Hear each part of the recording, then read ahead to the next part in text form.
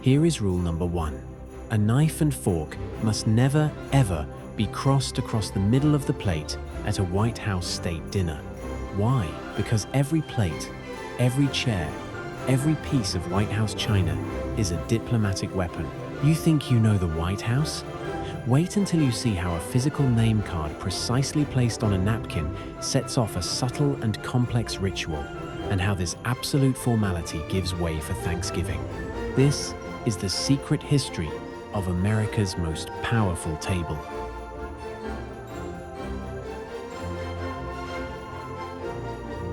The White House. It is the crucible where American formality is forged, a place where the highest stakes of global diplomacy meet the intimate traditions of a family home. Its very operation is governed by an architecture of formality, a structure intentionally crafted to diverge from the ceremonial rigor observed in historical European courts. At the highest level, the system is fundamentally administrative.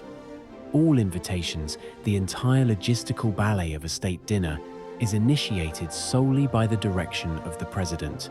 The president's secretary is the designated official who governs this administrative flow. The protocol begins the moment a distinguished guest arrives.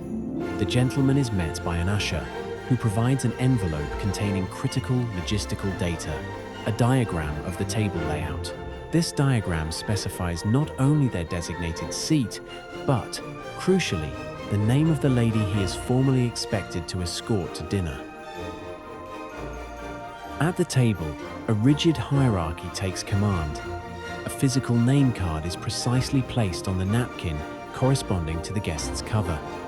The president's seat occupies the absolute center of the table.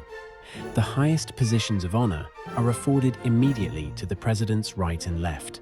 Should these guests be accompanied by their wives, the wives occupy these prime seats, while the gentlemen are subsequently positioned adjacent to the president's wife, whose seat is established directly opposite the president, maintaining the visual balance of power. This seating plan is not merely about manners. It is a diplomatic weapon. Every placement is a calculated statement about the relationship between two nations, between branches of government, or between political rivals. The guests, though ostensibly relaxing, are performing a subtle and complex ritual of social currency. Furthermore, the table itself is a canvas for American cultural projection. The First Lady traditionally takes a leading role in setting the aesthetic tone of every state dinner.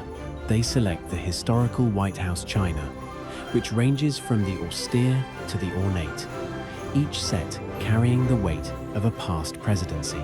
They oversee the design of the floral arrangements, often drawing upon American symbolism and locally sourced blooms. The very architecture of the table, the height of the candelabra, the reflection of the crystal must convey both power and warmth, ensuring that the formality serves the function of diplomacy, not merely stifles it.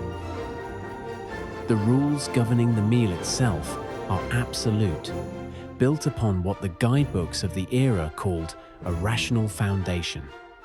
Cutlery must never be used to pick or touch the food in a way that is undignified. Hands must not touch the food, and the mouth is carefully wiped before drinking. For formal dinners, finger bowls are considered indispensable. They are presented on a small dessert plate, half filled with water, often with a leaf of sweet verbena, or, most commonly, a small slice of lemon. The user is expected to slightly dip the fingertips, apply the lemon juice, and dry them softly on the napkin. Upon the conclusion of any course, the knife and fork must be laid side by side across the middle of the plate, never crossed. And for the staff, protocol is key. The servant must offer all dishes and items to the left side of the guest to permit the free use of the right hand. Ultimately, the entire edifice of polite usage, from the chair not being pulled too closely to the table to keeping one's elbows close to the side, is meant to ensure that propriety never inconveniences a neighbor. But what happens when the rigor of formality gives way to the intimacy of a national holiday. The tradition of celebrating Thanksgiving at the White House dates back to 1863, when President Abraham Lincoln proclaimed the last Thursday in November as a national day of Thanksgiving. Since then, the holiday has been observed by first families, an annual blend of solemn national reflection and evolving American culinary traditions. A key historic reference for this domestic celebration is the White House Cookbook, first published in 1887 during the administration of President Grover Cleveland. This collection provides a direct and astonishing look at the elaborate, multi-course feast favored by the first family during the Gilded Age. The Thanksgiving Day dinner of the late 19th century was an extravagant affair, structured around numerous dishes designed not just to feed, but to impress with sheer variety and richness. The meal began not with bread, but with oysters on half shell and a rich cream of chicken soup.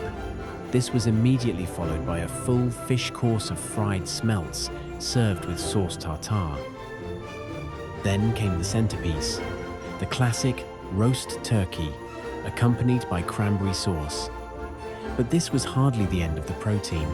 The menu swelled with savories including olives, chicken salad, and the surprising high-status inclusion of a venison pastry.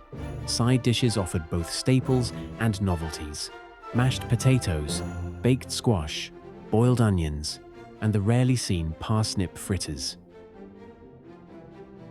And finally, the dessert course.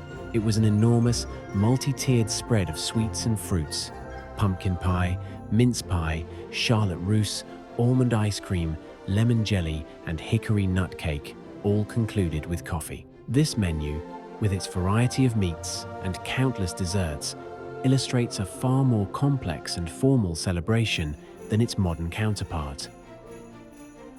To execute a meal of this scale in the 1880 required a hidden army. The kitchen staff, often operating in cramped conditions, would work for days. The White House executive chef and kitchen staff, though perhaps not officially titled as such until later eras, managed a flow of raw materials that symbolized the nation's bounty. The ingredients themselves were an American map on a platter. The elaborate appetizers often featured Chesapeake Bay oysters and Potomac River rockfish. The cranberry sauce was made from Cape Cod cranberries.